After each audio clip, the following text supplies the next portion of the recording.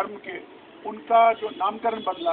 History में खिलवाड़ कर रहे हो आप, हम हर एक चीज़ के साथ, भाषा के साथ खिलवाड़ कर रहे हो आप, स्क्रिप्ट के साथ खिलवाड़ कर रहे हो आप, उसके खिलाफ मैं एक स्वाभिमानी और एक जिम्मेदार लेखक के नाते इस अवार्ड को ठुकराता हूँ। इसलिए भी क्योंकि हालांकि ये जम्मू कश्मीर साहित्य की अकादमी का पुरस्कार है, लेकिन उसके अध्यक्ष जो हैं वो राज्य के मुख्यमंत्री हैं, और वर्तमान मुख्यमंत्री उमर अब्दुल्ला साहब के हाथ से मैं ये पुरस्कार लेना अपनी तौहीन, अपना अपमान समझूंगा, क्योंकि इनका रवैया, इनकी नीति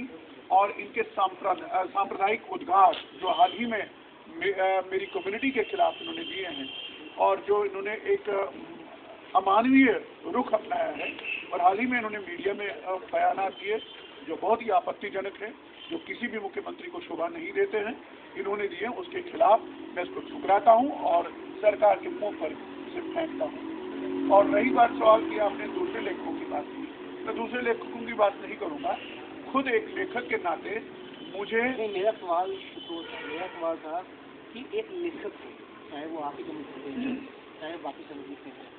बाइबल तरीका है कि क्योंकि आप एक जंग में हैं, आप 22 साल से एक जंग में हैं, और आपके पास लेखन भी एक आयुध है, एक instrument of registering your protest है।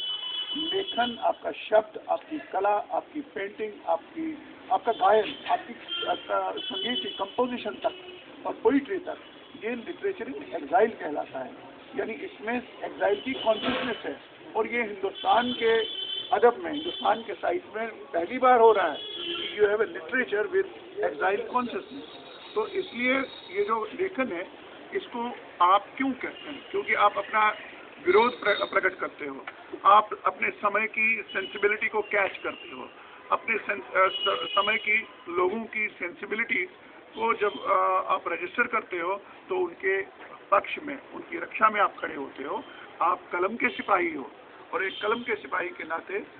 और विस्थापन की चेतना से संपन्न एक लेखक के नाते, जिम्मेदार लेखक के नाते, मुझे जो करना चाहिए था मैंने किया, और ये दूसरे लेखकों तक है कि उन्हें क्या करना चाहिए।